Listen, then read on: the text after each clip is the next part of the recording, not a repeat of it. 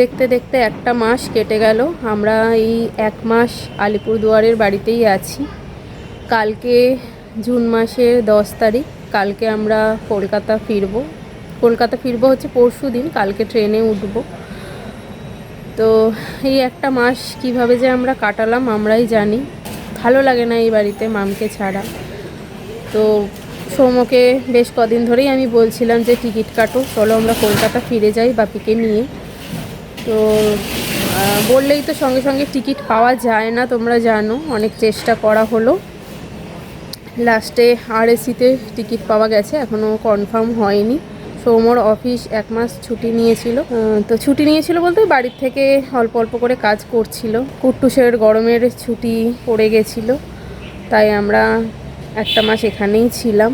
কুট্টুসের সব থেকে প্রবলেম হচ্ছে, মানে কুট্টুস যেহেতু এখনও ব্যাপারটা বুঝতে পারছে না। কুট্টুস রোজ একবার করে ওর ঠাম্মির কথা বলে। মা রাতে শুয়েই বলে, মা ঠাম্মি এখনও আসছে না কেন? তুমি যে বললে আকাশে গেছে, আকাশে তো অনেক দিন হলো গেছে, এখনও কেন আসছে না? আর আমি তখন উত্তর খুঁজি, ওকে কি বলবো, শুধু অপেক্ষা করছি। আস্তে আস্তে ও ভুলে যাবে, আস্তে আস্তে ও বুঝতে পারবে। তো যাই হোক, আজকে প্রচুর গোছগাছ আছে আমাদের।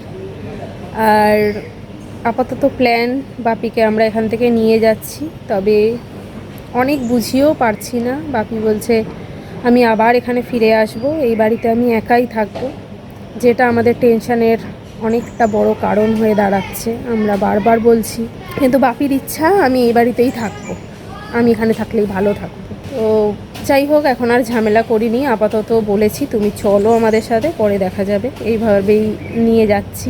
আর আমাদের এই বাড়ির যে হোম ট্যুর করেছিলাম সেখানেও তোমাদের দেখিয়েছিলাম, পাশে ছোট ছোট রুম আছে। সেই রুমগুলোকে আমরা আবার অনেক দিন হলো ভাড়া নেই, রুমগুলো একটু নষ্ট হয়েছিল, সেই রুমগুলোকে আবার সারানো হলো, রং টং করা হলো, জলের লাইন করা হলো। সেগুলোতে ভাড়া বসিয়ে আমরা আমাদের এই বিল্ডিংটা আপাতত চাবি দিয়েই যাচ্ছি। আর পুজোর আগে এখন আর আমরা এই বাড়িতে আসতে পারবো না, আবার পুজোতেই আসবো। সৌম্য বলছে প্রত্যেক বছর যেহেতু পুজোতে আমরা এখানে আসতাম, প্রত্যেক বছর পুজোতে আমরা এখানেই আসবো, এবারেও এখানেই আসবো। এই বছর লক্ষ্মী পুজোটা হবে না, তোমরা জানো প্রত্যেক বছর এই বাড়িতে আমাদের লক্ষ্মী পুজো হয়, আমি আর মাম দুজন মিলে করতাম। তো এই বছর লক্ষ্মী পুজোটা হবে না, কিন্তু পুজোটা আমরা এখানেই থাকবো, পুজোতে এখানেই আসবো। বাপি একবার বলছিল এই বাড়িটা বিক্রি করে দেওয়ার কথা, কিন্তু সৌম্য আমরা কেউ রাজি নই। সৌম্য বলছে ছোটোবেলার স্মৃতি, এই বাড়ি আমি বিক্রি করতে পারবো না, এটা যেমন আছে সেরকমই থাক। বছরে আমরা 2বার হোক 3বার হোক যখন সময় পাবো তখন আসবো, কিন্তু এই বাড়ি আমি বিক্রি করব না। তো যাই হোক, চলো তোমাদেরকে এই আপডেট দেওয়ার জন্যই আমি একটু ভিডিও করলাম।